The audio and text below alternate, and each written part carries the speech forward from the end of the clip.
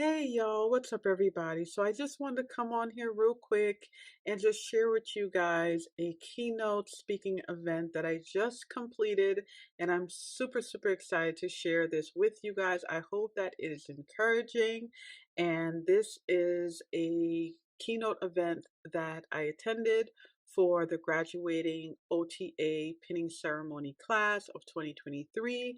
So I'm just so blessed that people want to hear from me. They want to hear my story. It's so moving, and I hope that this inspires you to just never give up on your dreams and never give up on what you want out of life.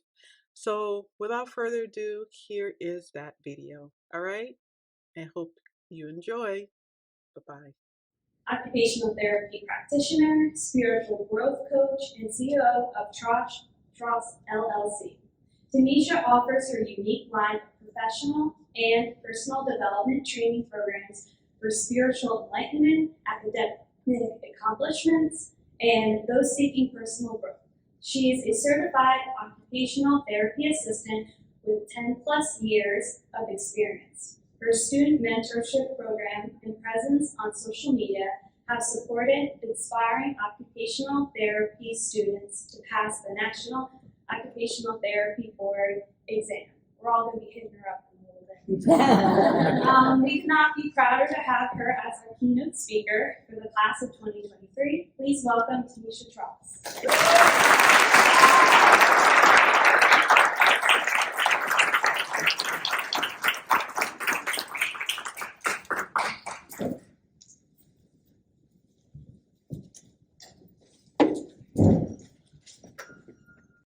Hello. So thank you very much, Berkeley Valley, Yonkers staff, and students for this honor of being here with you today. I have been a CODA for 10 years and counting, and when I look out at you all, I see myself. So today I just want to talk to you about my OT journey and the steps I took to transition from classroom to clinic, and also the roadmap to success, which will, at the end of the day, change your life and the life you're going to serve. So I first discovered occupational therapy when I went to a college open house with my father, and my dad told me, you're going to be a nurse, so we're going to go to this college, and we're going to sit in and we're going to listen to nursing. So as we were sitting in the auditorium, the speaker was separating all of the allied health professions. And they said, anyone here for nursing, move to the left, anyone here for occupational therapy, move to the right. So I'm sitting there, I'm like, what is occupational therapy? And as my dad is getting up to gather things and move to the left, I said, wait a minute, Dad, let's sit in on occupational therapy. And he's like, why? We're here for nursing. I said, I know about nursing, but I've never heard about occupational therapy. It won't hurt just to take it here. So reluctantly, he said, all right, let's go. So we sat there, and I'm listening to the speaker, and it was like a light bulb that went off. And I said, Dad, this is what I want to do. And he was like, this? I said, yeah, this is it. So once I got home, just like anyone else would do, I jumped on the computer and started researching and looking up, information about occupational therapy. And the next day, I started looking for facilities that I can go and do a shadow to kind of see the life of occupational therapists, which I got luckily invited to a rehabilitation hospital, which was a great experience, and it was just confirmation for me. Shortly after that, I looked for an OTA program, which I applied. Now, this particular program required you to take a test to actually get into it. All right, and you had up to two tries to get into the program. So I failed not just once, but twice. And I failed in English with the same exact score. I was devastated. But I said, you know what? I said, this is what I want. So I went to my advisor and I sat down and I said, what can I do? And he said to me, well, unfortunately, Mr. Daniels, at that time I was making it. He said, unfortunately, Mrs. Daniels, there's nothing we can do. What is your plan B? And I said, I do not have a plan B. This is plan A. There has to be something I can do. Well, he said, there's nothing I can do, but maybe you can go speak to the department head of the OTA program. So I said, okay, that's exactly what I'll do. So I made my way, and I came to the department head, and she said, unfortunately, Mrs. Daniels, there's really nothing I can do. She said, there's got to be something you can do. She said, well, you can go and speak to the dean. So I said, okay, that's exactly what I'm going to do. So I went to the dean and I pleaded my case to the dean. And she looked at me and she said, you know, Mrs. Daniels, maybe if you missed it by 1 point or even 2 points, I would consider letting you into the program. But unfortunately, you missed it by 4 points and you are a rare case. So I said, I understand that, but this is what I'm supposed to be doing. So there must be something that I can do to get into this program. So she sat down and she paused for a moment and she looked at me and she said, well, I tell you what, if you go, you take tutoring for English, I will consider letting you into this program. And I said, done. I got up and I made my way to the library. And at the library is where they conduct tutoring services. So I went ahead and I signed up for tutoring. The next day I was there. I listened, I learned, I did all the work, and I showed up. Fast forward, I am now the author of 4 books, soon to be 5. I have done multiple college lectures.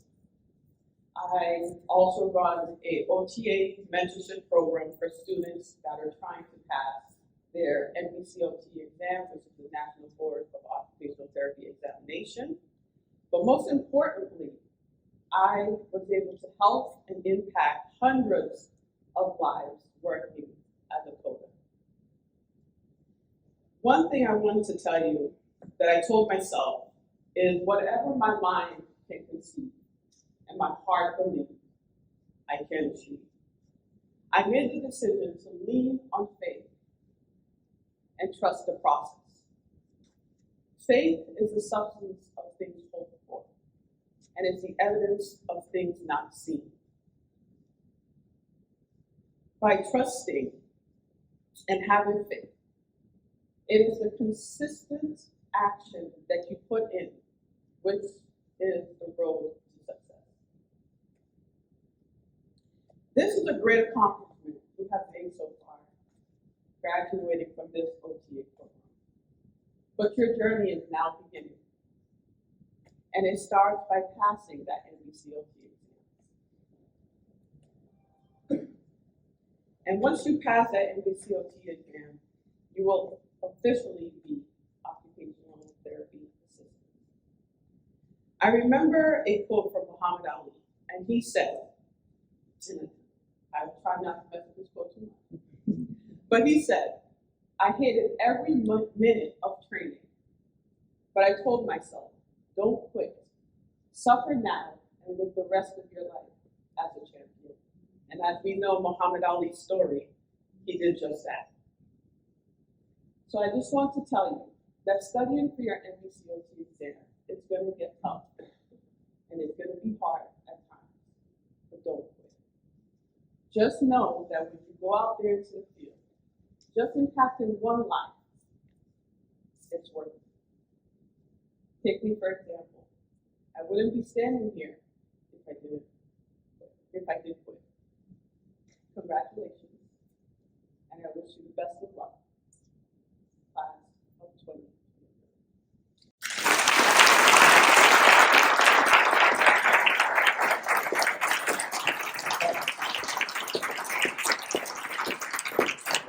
Oh, yeah. So we are so honored to have you here. From the bottom of my heart. I think Lucia and I have worked together, so and she was always a star. Always the patients love her dynamic interventions, just wonderful. And I've always been inspired by it. But we wanted to give something a token of gratitude for you for coming out and taking the time to speak to us. So I'm here to have this. So thank you. outstanding service and dedication to this program.